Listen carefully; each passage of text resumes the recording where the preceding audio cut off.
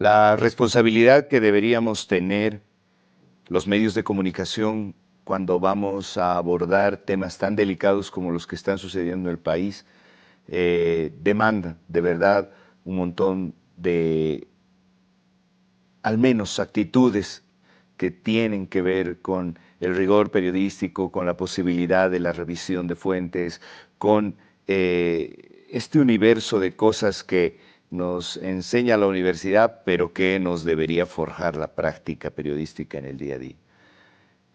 Hoy estamos frente a un escenario que fácilmente puede cruzar la línea de la espectacularización, de la especulación, del amarillismo y, lo peor, la banalización de los temas de la política nacional que son una verdadera farándula hoy por hoy. Y entonces estamos de verdad convocados a utilizar criterios de información que sean al menos equilibrados para que podamos brindarle un servicio a la población, que es finalmente nuestra misión. Quienes tenemos un micrófono, tenemos la posibilidad de tener una cámara y a partir de esto emitir criterios. Los temas son, por decirlo menos, preocupantes, porque no tienen que ver solamente con personas, sino con la seguridad de un país que hoy no solamente tiene la incertidumbre de no saber si va a conseguir gasolina, sino si el pollo va a costar más caro mañana, si van a haber alimentos en unos meses, si nuevamente se van a subir los pasajes luego de algunos ajustes que se hagan. Y en medio de esa incertidumbre también la población está viviendo inseguridad, porque no sabe si algún día caminando por la calle se va a encontrar en medio de una balacera, si van a encontrar en una casa de su vecindario a alguna persona involucrada en alguna célula del crimen organizado. Y esa desconfianza, esa inseguridad contamina la calidad de vida, nuestra capacidad de convivencia, nuestros juicios de valor, porque una vez más estamos entrando en esa polarización aberrante que hace que desconfíes de la otra persona apenas adviertas que piensa diferente a ti. Eso también es responsabilidad de nuestras autoridades y debemos pedirles, exigirles que trabajen en esa línea, porque lo que se está poniendo en juego es nuestra convivencia, es nuestra seguridad, es al final del día nuestra calidad de vida. Y ojalá que lo estén viendo en esa dimensión nuestras autoridades y dejen de guardar silencio en relación a algunos temas, esperando que sencillamente el devenir de los otros temas vayan tapando lo que está sucediendo. Eso no es bueno y le hace muchísimo daño a una sociedad que quiere desarrollarse, que quiere salir de este bache económico que estamos viviendo, sin censurar, sin manipular. Les invito a que veamos las cosas en claroscuro. Soy Ángel Careaga. Comenzamos.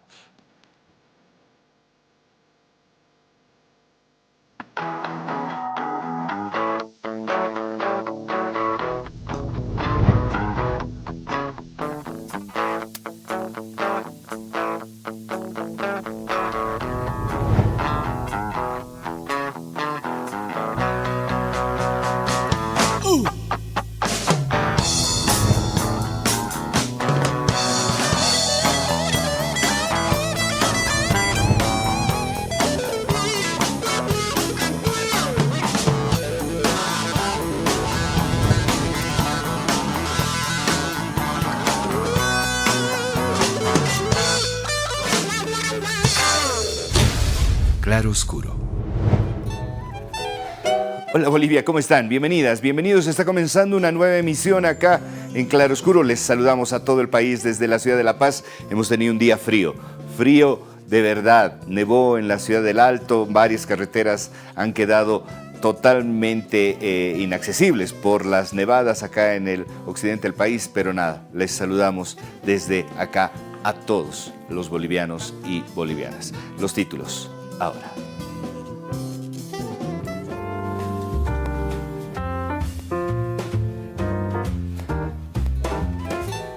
Acompáñennos esta noche en Claroscuro. Vamos a tener a Natalia Aparicio, ella es politóloga. Vamos a hablar de Cerimedo aprendido tras el ataque armado. El gobierno no garantiza una investigación sin privilegios, más bien el gobierno garantiza una investigación sin privilegios y esperamos que así sea. Lo vamos a hablar con Natalia. También va a estar Omar Durán, experto en seguridad. Santa Cruz registra una nueva ola de asesinatos y ataques armados y vamos a hablar de esto con el experto en seguridad, Omar Durán. También vamos a tener a Miguel de la Vega y también va a estar la señora Quiroz con nosotros y vamos a hablar con Eliana Quiroz de este conversatorio, Democracia en Tensión, Desinformación en Espacios Cívicos en Tiempo de Conflicto, un conversatorio que se va a llevar adelante el día de mañana en el auditorio del Banco FI en las 6 de agosto y que desde luego nos convoca a todos porque este tiempo es absolutamente complejo de entender si no entendemos y si no problematizamos en torno a la desinformación. Esa es la agenda que tenemos hoy, así que acompáñennos esta noche. El dato, se los presentamos ahora.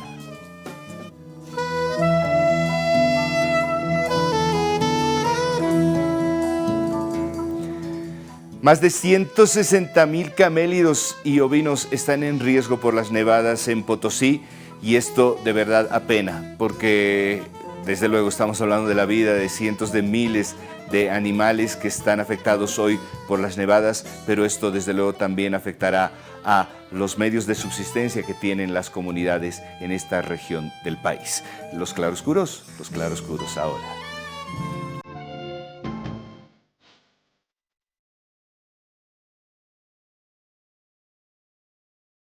Vamos a revisar rápidamente lo claro.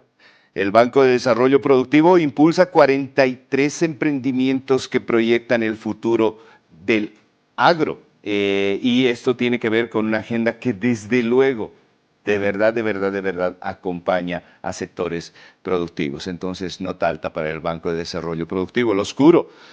La abogada y activista Nadia Beller fue herida de bala en la zona norte de la ciudad de Santa Cruz, fue evacuada y sometida a una intervención quirúrgica y este hecho que ha quedado registrado en cámaras y que tiene inclusive declaraciones de la propia afectada, ya que ustedes han debido escuchar en los medios de comunicación y en las redes sociales, ha destapado un tema que realmente afecta y mucho a la imagen del gobierno nacional. Esos son los claroscuros. Nos vamos a ir a un corte. Cuando volvamos de la pausa, vamos a empezar con las entrevistas. Espérenos.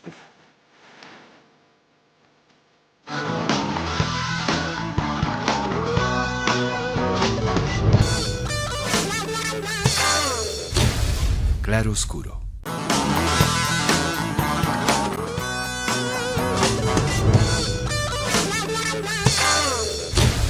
Claroscuro. Este caso que se ha disparado a partir, y no estoy queriendo utilizar palabras entre líneas, a partir del atentado que ha sufrido la señora Neller la jornada pasada, nos debería de verdad preocupar y mucho, porque más allá de esta suerte de novela en la que se está intentando convertir el caso, hay puntos de reflexión que deberían verdaderamente convocarnos a analizar de manera más integral todo lo que sucede en torno a una figura de la que se ha ido hablando de a poco en el tiempo en el que el presidente Paz Pereira está en ese cargo y que de alguna manera fue pasando hasta anoche. Pensamiento crítico, ahora.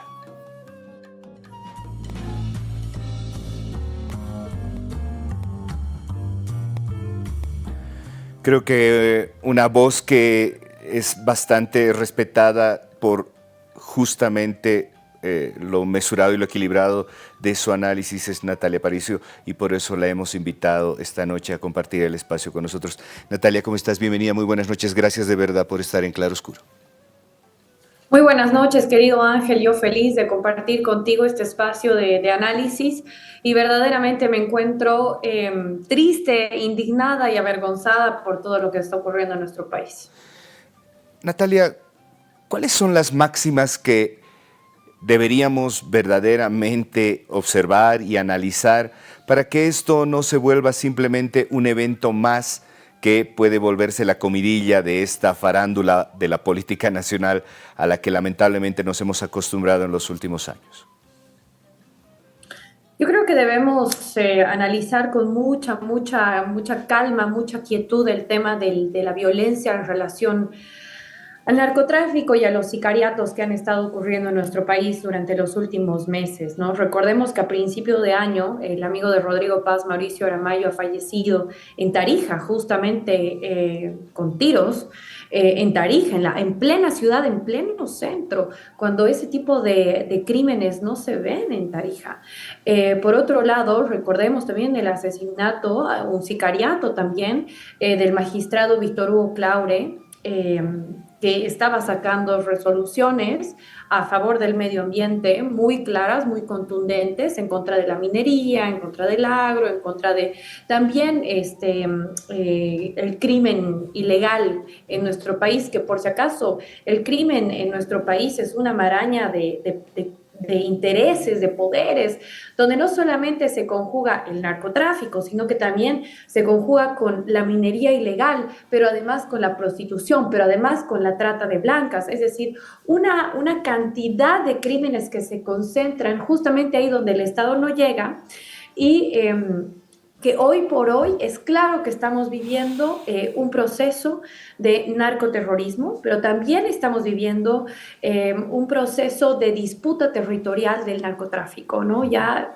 diversos informes de la policía desde el año pasado han confirmado la presencia de por lo menos 4 cárteles en nuestro país, entre ellos el PCC, el Comando Vermelho, el cártel de Sinaloa, entre muchos otros, ¿no? Entonces, creo que tenemos que ver también el atentado de Nadia Beller, que es un sicariato, ha sido un intento de asesinato con la figura de sicariato, lamentablemente en el Código Penal que tenemos, que por cierto es de los 70s, no tenemos la figura como tal de sicariato. Miren nada más la necesidad de actualizar el Código Penal y lo flojos que han estado los asambleístas durante todas estas décadas que no se han dado la tarea de actualizarlo, y tampoco el órgano judicial se ha dado la tarea de actualizarlo.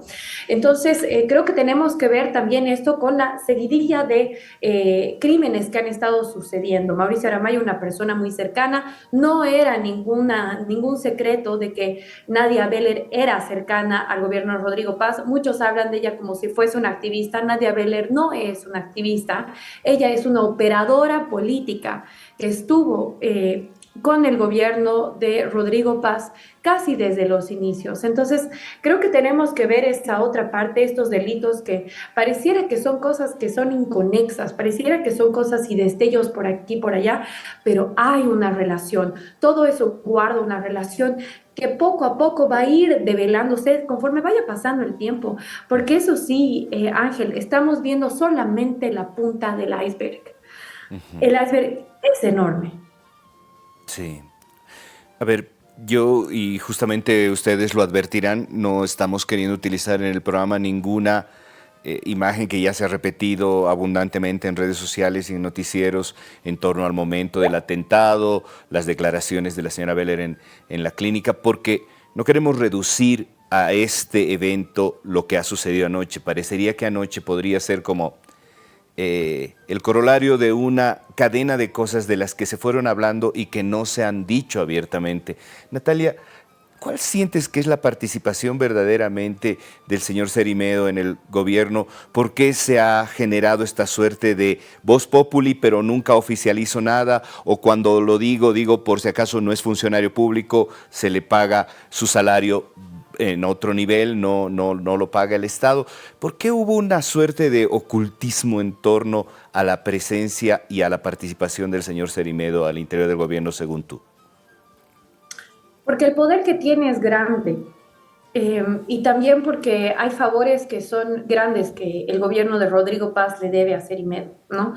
El senador Leonardo Roca, de Libre, de la Alianza Libre, había pedido en un pie información sobre Fernando Cerimedo y que evidentemente no le han dado ninguna información contundente, es decir, no tiene ítem, no figura en las listas. Sin embargo, en la entrevista que le hicimos al ministro Lupo hace algunas semanas en el programa donde estoy, el EPM, Lupo ha confirmado que sí trabaja y ha sido el asesor personal de Rodrigo Paz, pero que no percibe ningún sueldo del Estado boliviano, ¿no? Sin embargo, hoy día hemos visto la declaración de Nadia Beller, donde menciona la empresa Futura, que manejaría también la esposa de Fernando Cerimedo en Argentina.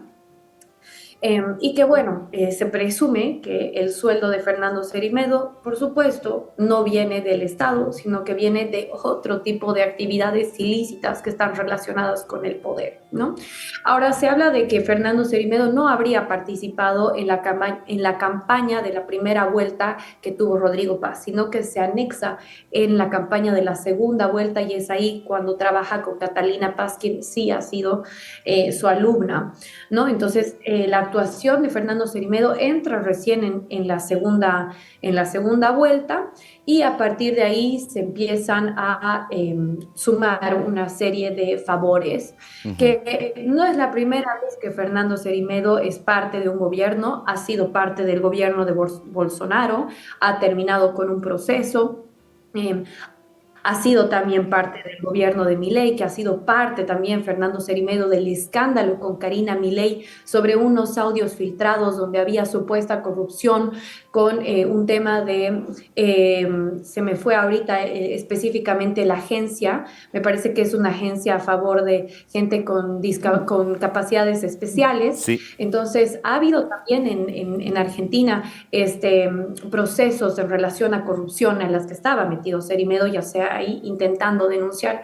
Y bueno, ahora estamos viendo su actuación de este operador, también es un operador político a la vez, Fernando Cerimedo, ¿no? De otros intereses internacionales más grandes y de otros financiadores más grandes, ¿no? Estamos Claro. hablando de que son pesadas, cosas grandes, y estamos hablando de élites también que están relacionadas. Ahora, Natalia, si a esto le sumamos que en la Asamblea Legislativa han decidido eh, verdaderamente generar una acción concreta en contra del ministro de Economía que lo obligaría a renunciar eventualmente, como es la censura, y le sumamos este evento que ha ido sumando minutos de todos los noticieros en el país durante el día en relación a Cerimedo y lo que ha pasado en el atentado anoche, ¿cuáles tú aconsejarías que deberían ser las acciones concretas del gobierno como para un poco mostrar abiertamente que le interesa encontrar una resolución a estos eventos? Mira, yo creo que para salvarse, para que el gobierno se salve y pueda cumplir el mandato, mira, ¿sabes qué, Ángel? Yo pienso mucho en la democracia en nuestro país y la estabilidad y por supuesto no es deseable que Rodrigo Paz salga del cargo antes de terminar su gestión, pero con tantos escándalos y tantos problemas que tiene, es entendible que la población boliviana empiece a salir a las calles para pedir su renuncia, ¿no? Pero volviendo a tu pregunta, creo que lo que corresponde es que se destituya al ministro de Economía y Finanzas, pero además, mira, Ángel, tenemos una seguidilla de liberaciones de detenciones domiciliarias que habrían conseguido personas clave, por ejemplo, la hermana de Marcet. ¿Cómo es posible que la hermana de Marcet esté siendo ahora liberada? Hemos visto que Laura Rojas también está en un proceso por conseguir su detención domiciliaria. Hemos visto que están liberando al señor Lema de 22 años que estaba implicado en el caso del oro. Se han perdido las maletas con el caso de Laura Rojas, kilos de oro que nadie está reclamando.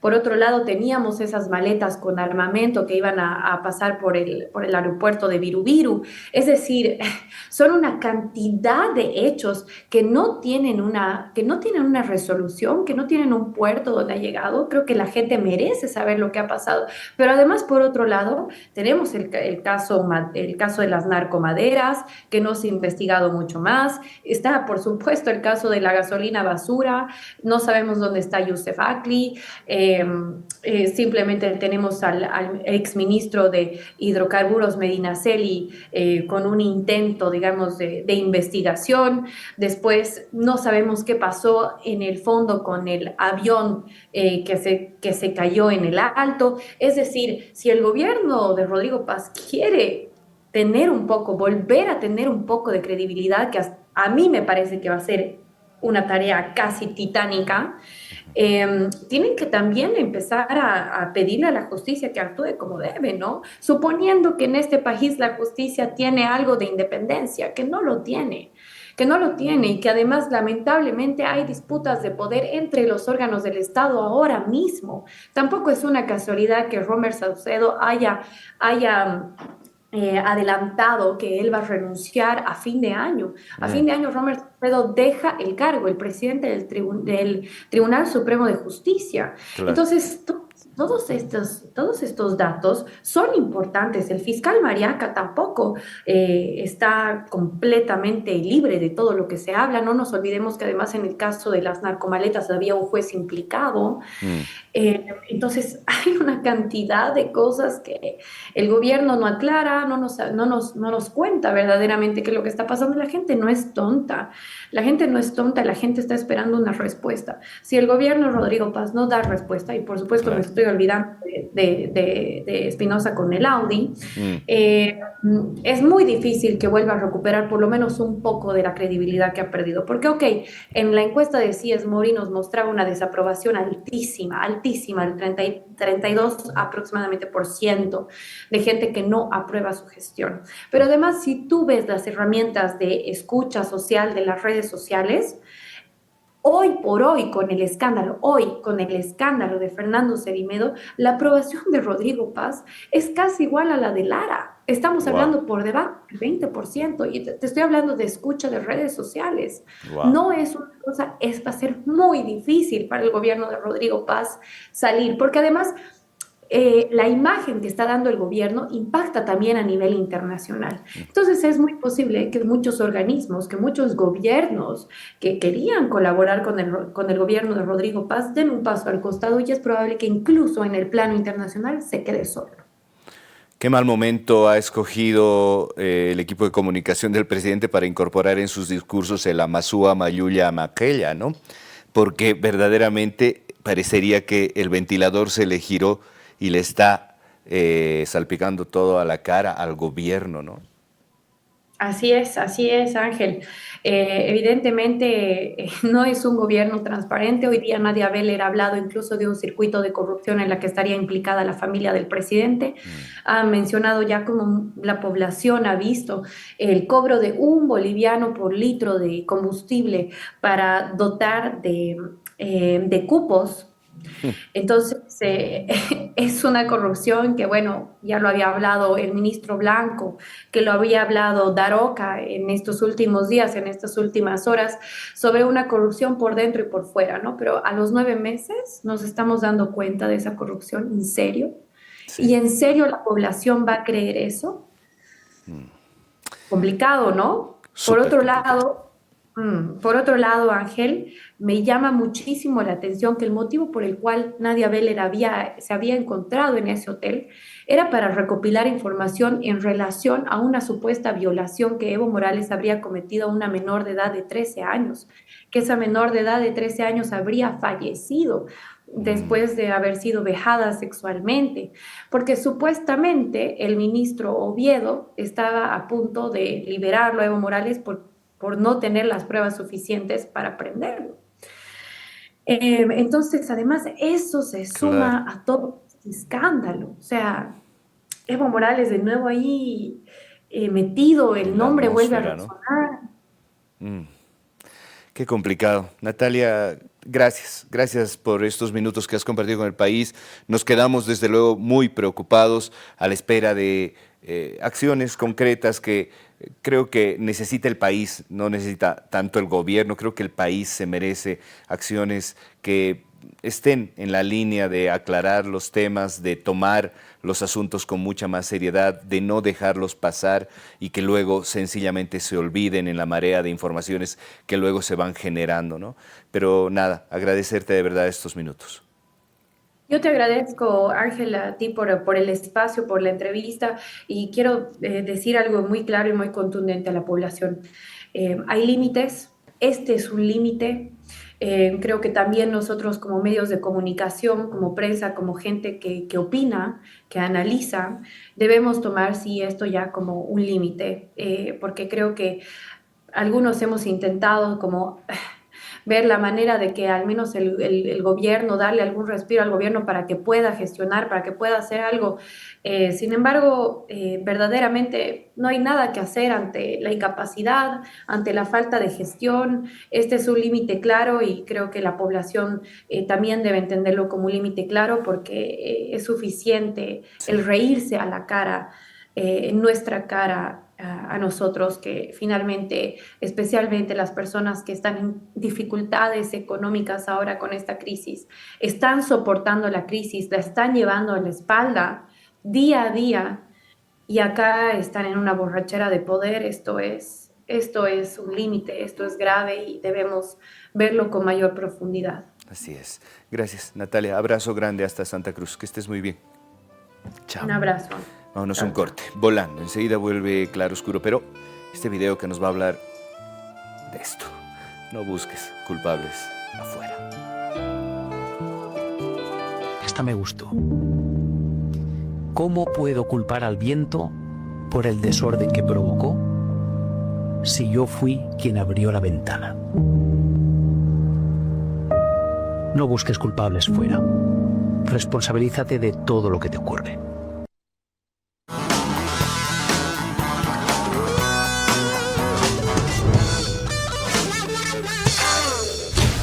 Claro Oscuro.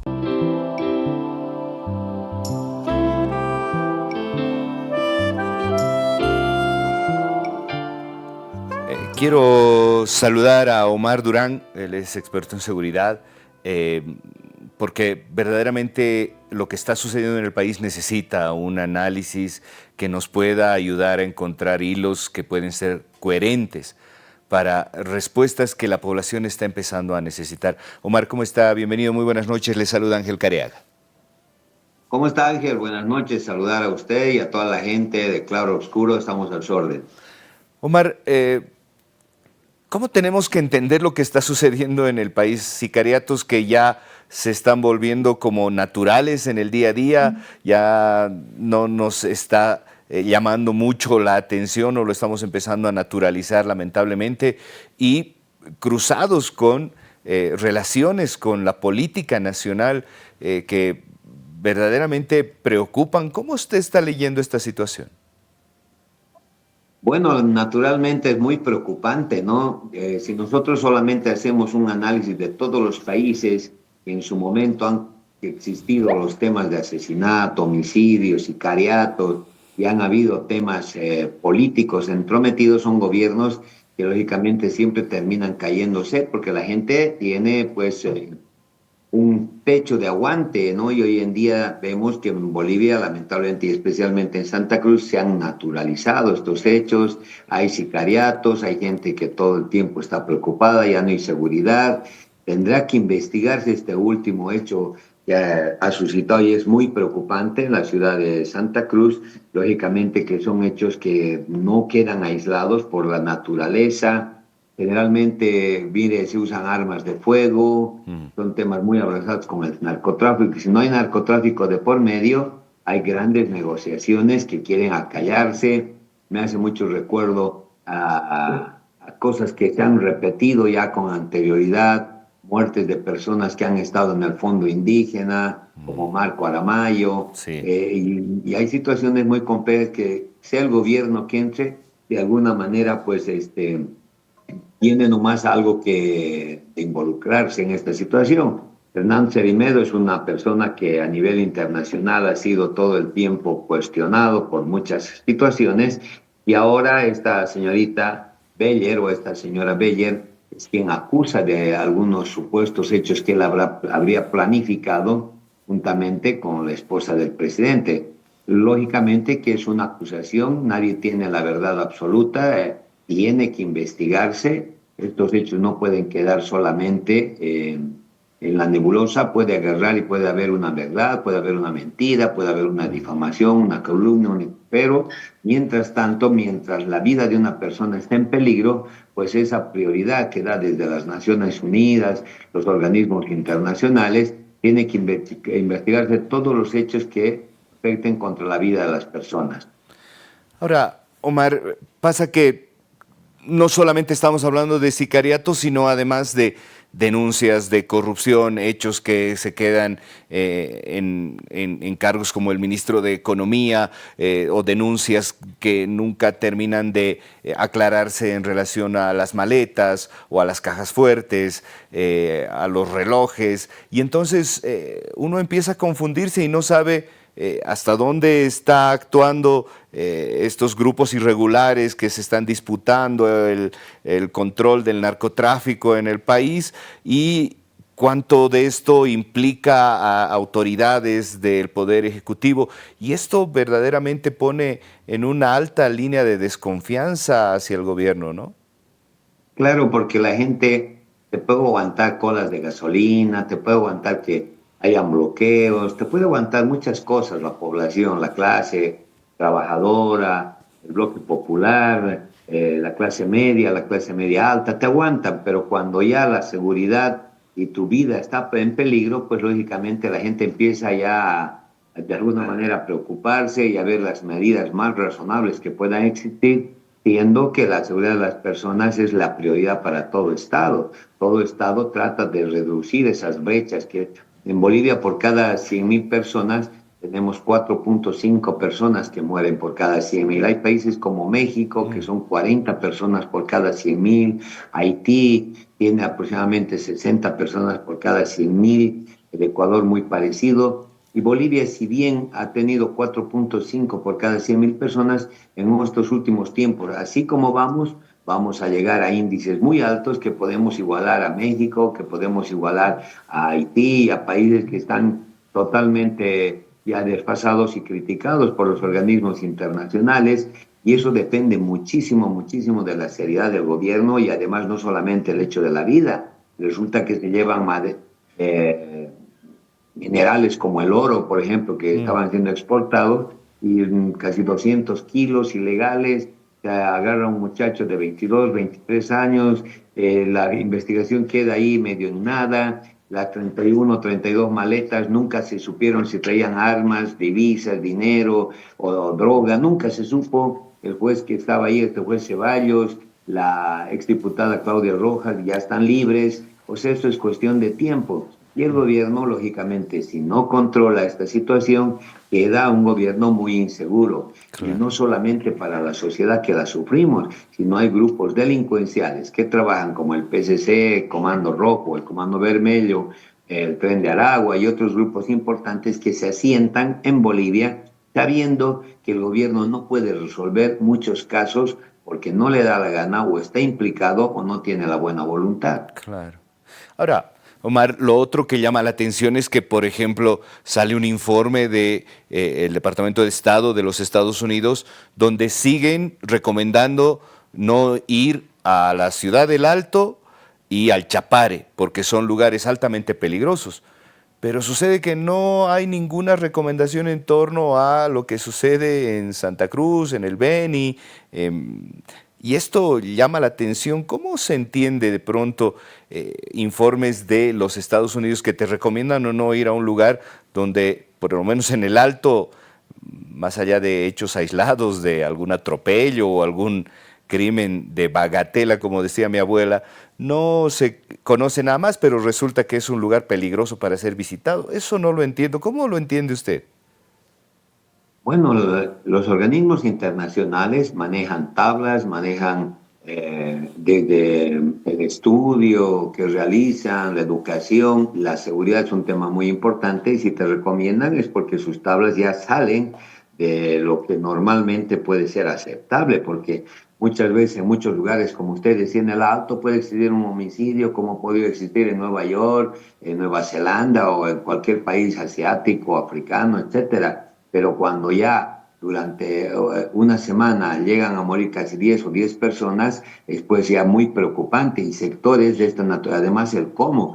En el Chapare, esas muertes de decapitados, etcétera, que ha habido, hay mucha violencia, hay señales, además, ahí no solamente entre grupos que se están pugnando a la cabeza quién manda a quién, o si no, son mensajes también contra la policía y contra los investigadores. Hoy tenemos un fiscal desaparecido por la caída de una avioneta, no se sabe dónde está. Lo eliminaron un vocal hace un tiempo atrás. Las autoridades no se sientan seguros, por eso también el presidente del Tribunal Supremo de Justicia en su momento agarró y dijo que quería garantías. Entonces, todos los ciudadanos queremos garantías, no solamente los vocales, los jueces, fiscales, todos tenemos los mismos derechos. Entonces el gobierno, lógicamente, se está desfasando, no está haciendo un trabajo continuo y además los organismos internacionales, muy importantes, pues los grupos que han fundado los mismos, las Naciones Unidas, que en su momento, en los años 40, han sido fundados con 51 estados, pues te recomiendan y cuando no haces casos a las recomendaciones, directamente no tienes facilidad para adquirir créditos del Banco Mundial y otros organismos que son parte de ellos.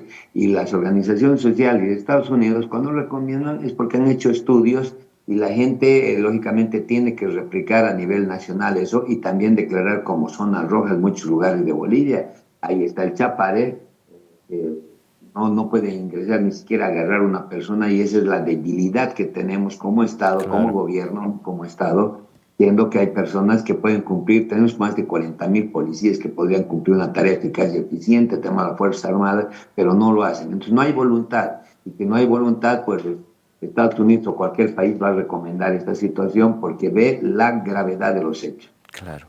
Omar, regáleme un minutito que tengo que ir a un corte comercial, pero cuando hablamos de la pausa nos gustaría que nos brinde una suerte de paraguas. ¿Qué es lo que deberían ser acciones concretas que desde el gobierno se podrían encarar para brindarle seguridad a la población en torno a estos temas? Pero volvemos en un minutito, por favor.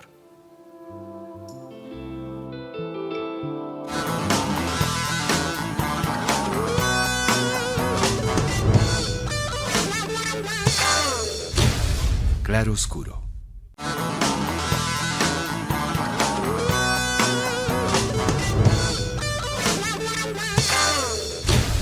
Claro Oscuro. Estamos en una entrevista con el experto en seguridad Omar Durán, hablando de los hechos que están un poco castigando al país en los últimos meses, las últimas semanas. Omar, ¿cuáles deberían ser acciones concretas que el gobierno debería atender para mostrar un rostro que está interesado en resolver este asunto y esto que está sucediendo en el país?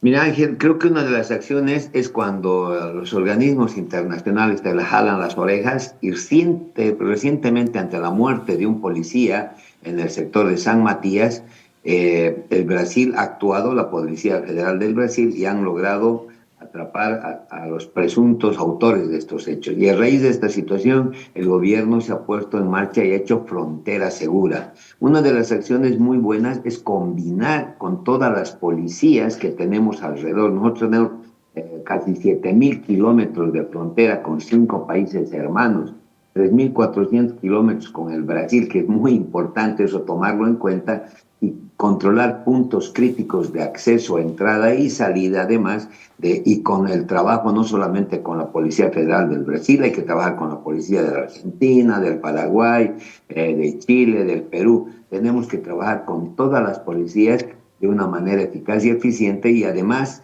cruzar información. Lamentablemente, no quiero decir todos, pero una buena parte de nuestros policías han sido contaminados por el narcotráfico, por el sicariato, por el contrabando, etcétera, etcétera, y también algunos miembros de las Fuerzas Armadas que hoy en día luchan contra el contrabando. Entonces se tiene que usar muchísimo la tecnología que tenemos de más. La tecnología ayuda muchísimo. Tenemos un satélite como el Tupac Katari, que se ha comprado más de 300 millones, que no cumple ninguna función. Deberíamos haber comprado seguramente un satélite de seguridad y defensa. Deberíamos hacer patrullajes con drones. Tenemos que aprovechar al máximo la seguridad y además repotenciar a nuestras Fuerzas Armadas y a nuestras policías. Pero no le estoy diciendo que compren misiles Tomahawk, Scott o Abrams, sino que sencillamente compren los elementos necesarios para poder patrullar, para poder hacer las tareas mínimas, especialmente con el narcotráfico, por lo menos unos nuevos 10 aviones K-8 de ese estilo, que son los más económicos, y traerlos para el control. Hoy en día los oficiales de la Fuerza Aérea tienen que ver con la mirada soslayada, no porque sean cómplices, porque no pueden derribar aeronaves saliendo del narcotráfico. Las tareas tienen que ser serias del gobierno, trabajar con policías internacionales, pedir ayuda a policías que tienen mucha experiencia, como la CIA, como la DEA. La policía que quiera prestar ayuda en Europa, bienvenida a Bolivia, porque el tema de seguridad en un momento determinado va a afectar también a estos estados más adelante. En este punto, ¿usted considera que algún ministro debería dejar su cargo y colocar a alguien que tenga más experiencia en estos temas? No, en este punto, ¿usted siente que no se han afectado sensiblemente la imagen de ciertas autoridades?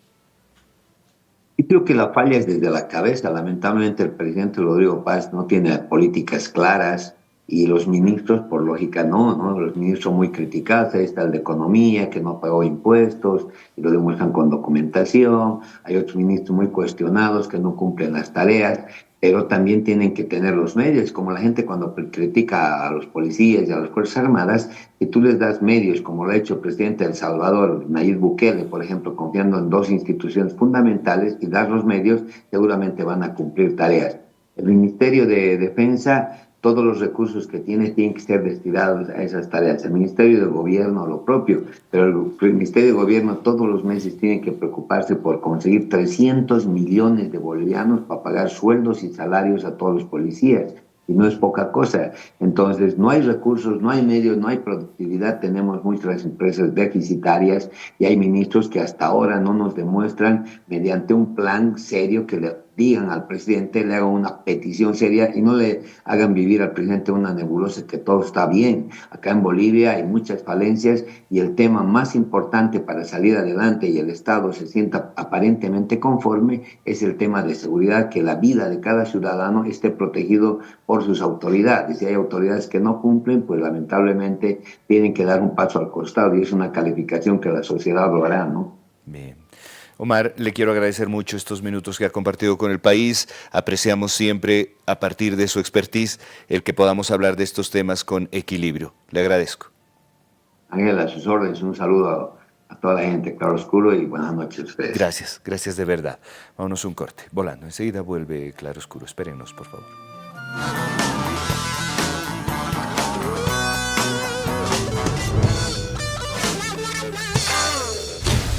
Claroscuro.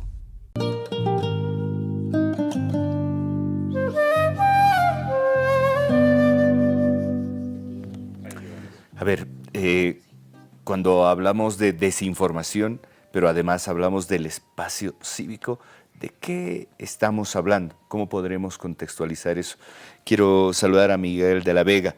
Él es el representante de Oxfam Latinoamérica. ¿Cómo estás? ¿Qué tal? ¿Cómo estás? Y está con nosotros una mujer que es absolutamente comprometida con estos temas, que trabaja esto hace muchísimos años. Está con nosotros Eliana Quiroz de Internet Bolivia. Hola, Eliana, un gusto. Gracias de verdad por estar aquí. Vuelvo contigo, Miguel, para que nos ayudes a este contexto. Cuando estamos hablando de desinformación y espacio cívico en tiempos de conflicto, que es un poco de lo que vamos a hablar en este conversatorio, ¿de qué estamos hablando exactamente? Pues antes que nada, muchas gracias por la invitación. Es un gusto poder estar con ustedes. Cuando hablamos de espacio cívico es el, digamos, el contexto, podríamos decir como el medio en el cual la sociedad civil puede o no hacer cosas, ¿no? O sea, el espacio cívico ahí está, es el espacio, podríamos definirlo, donde las personas, con organizaciones o sin organizaciones, movimientos sociales, colectivas, etcétera, trabajan y hacen cosas en favor del interés público, ¿no? Básicamente esos son los requisitos. Y los espacios cívicos existen en prácticamente todos los países del mundo con diversos tipos de restricciones. Uno puede decir, bueno, tal vez en democracia es el mejor contexto. Pareciera ser así, pero aún así en democracias puede haber restricciones fuertes. Lo estamos viendo en el caso de Estados Unidos, por ejemplo. y en países muy restringidos, aún así el espacio cívico logra en algún momento mantenerse, ¿no? Entonces, es básicamente, yo diría, el espacio cívico es el contexto, es ese medio ambiente donde se desarrolla la sociedad civil. Y la desinformación, como, bueno, Eliana conoce todavía mucho mejor que yo, es uno de los factores que afectan, que, digamos, contribuyen a cerrar ese contexto, ¿no? Ahora, Eliana, cuando hablamos de desinformación estamos muy metidos en el cotidiano, encontramos cositas todos los días, creemos que está en nuestro grupo de WhatsApp y esos videos que nos mandan que están descontextualizados de fechas o algo, pero cuando hablamos de desinformación y democracia, estamos hablando de un desafío enorme que involucra campañas electorales, que involucra gestiones gubernamentales. Es un tema absolutamente complejo de entender y de medir en su magnitud, ¿no? Es enorme en realidad, ¿no? Por eso hemos intentado también un poco ahora acotarlo al tema de espacio cívico. Bien. Pero espacio cívico en realidad es democracia. Entonces, igual sigue siendo complejo. Claro. ¿Cómo podemos entender la desinformación con relación al espacio cívico? Ha pasado mucho que en varios países se generan leyes para luchar contra la desinformación que en realidad terminan siendo una justificación para ir en contra de activistas, de ONGs, de colectivas y de personas en general, de periodistas. No hemos tenido una ley en Bolivia, pero ha habido muchos intentos. Han habido como 10 intentos. Siempre que hay algún problema en Internet, en redes sociales, algunas personas, algunos políticos o algunos representantes en asamblea tienen una iniciativa de legislar o de regular las redes sociales, pero siempre pensando en regular el comportamiento de las personas dentro de las redes y no de regular a las plataformas digitales, que es más bien por donde se debería ir. Claro. Esa es una manifestación, pero la manifestación quizás más dura es que lo que hemos visto últimamente, y últimamente digo no solamente en la conflictividad reciente, de mayo, junio, sino también en las elecciones e incluso más atrás en otras elecciones y en otros conflictos, que es muy común que se utilicen discursos de odio unos contra otros y también la sociedad en medio de la sociedad civil, o se utilicen estigmatizaciones, por ejemplo, contra personas con identidad racial o contra mujeres o contra contra niños o contra personas con, digamos, de poblaciones vulnerables. Y eso sí, se ha vuelto demasiado común. Es decir, creemos que Internet y las redes sociales son un espacio, de hecho, de desinformación, de violencia digital. Es ya una característica de este espacio.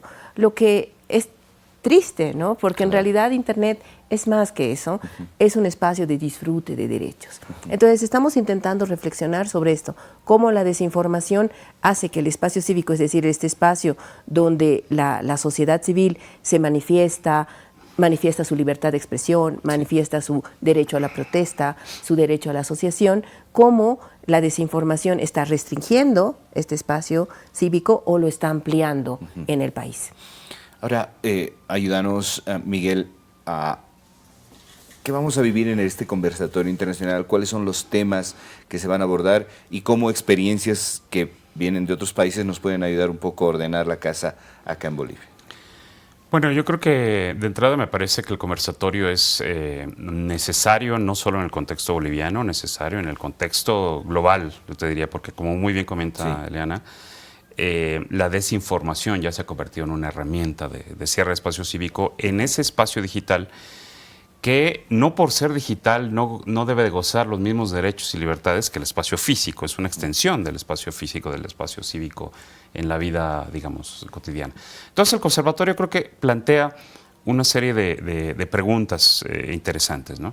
Entre ellas viene el tema de qué pasa con esta aparente dicotomía entre la regulación y el tema de la libertad de expresión. Claro. Pero como muy bien comenta Eliana, no es un tema de acotar la libertad de expresión, es un tema de acotar estas plataformas que de pronto, de forma intencional, organizada, financiada, reproducen discursos de odio, de estigmatización, reproducen y lo reproducen a través de procesos coordinados, organizados con granjas de bots y con, digamos, diversos tipos de estructura digital que hacen que los mensajes se multipliquen de una forma, digamos, artificial, no es nada más de una forma natural, ¿no? Claro. Y eso yo creo que tiene dos consecuencias que también es interesante y que vamos a conversar el día de mañana. ¿Cuál es el impacto de esa desinformación? Porque la estigmatización, en mi punto de vista, es un impacto fuerte, pero todavía hay algo más grave, que es el silencio. El silencio de esas voces que se refiere Eliana, que son las voces de aquellos grupos más marginalizados. Claro. Entonces, cuando una mujer quiere hablar, cuando una persona indígena quiere hablar, cuando un niño o una niña quiere hablar, pues claro que se van a sentir silenciados por esa estigmatización, y entonces ya no es necesario que haya una ley o una voz que los calle. Se van a autocensurar. La autocensura es... Y eso es lo más grave. Claro, eso es lo más grave. Realmente preocupante. Entonces creo que lo que se va a analizar mañana es de vital importancia, y me parece que es muy relevante que el diálogo ocurra aquí en Bolivia. Yo te diría también al revés, para aprendizaje de otros países de la región. Mira. Porque el fenómeno se da, y creo que Bolivia tiene avances muy interesantes en términos de organización social, en términos de libertades y derechos, que en algún momento se disfrutaron bastante y que creo que se ha venido cerrando recientemente. Bien. Y va a generar aprendizajes de relevancia. Eliana, contame, ¿dónde, cuándo, cómo? Bueno, además hay que comentar que, además de a Miguel, que es un invitado internacional, tenemos a Gina Romero, que es la relatora de Naciones Unidas global. Wow. Es una colombiana, pero tiene un trabajo global sobre específicamente libertad de asociación, digamos, y de protesta pacífica. Entonces vamos a poder conversar con ella. Esto es mañana, a partir de las 5 de la tarde, en la 6 de agosto, en la ciudad de La Paz, en un lugar que es el auditorio del Banco FIE, que está entre La Pinilla y la Campus. Sí, en el carril de bajada. Entonces ahí está abierto a todas las personas que estén interesadas. Con mucho gusto vamos a poder conversar con todos. Tenemos 3 mesas. Hay una mesa donde estará Gina, otra mesa donde estará Miguel, y una mesa que es más nacional, donde vamos a poder también reflexionar con algunas personas nacionales, las 2 verificadoras y también Wilmer Machaca, que nos van a contar, nos van a mostrar algunos análisis que han hecho sobre este fenómeno. Eliana, Miguel, gracias de verdad por estar acá. Y la invitación está hecha, hemos puesto la dirección y toda la información en el pie de pantalla durante la entrevista. Será importante que hablemos de estos temas, será importante que los reflexionemos, que los problematicemos, y que, como bien decía Miguel, esto sí es una buena aclaración. Tal vez Bolivia puede servir mucho como una referencia para hablar de cómo podemos encontrar rutas críticas para estos temas. Gente buena, hasta aquí la presente emisión de Claro Oscuro. Que todos vayan juntos, que nadie se quede atrás, que todos tengan todo, que a nadie le falte nada. Chao, que estén bien.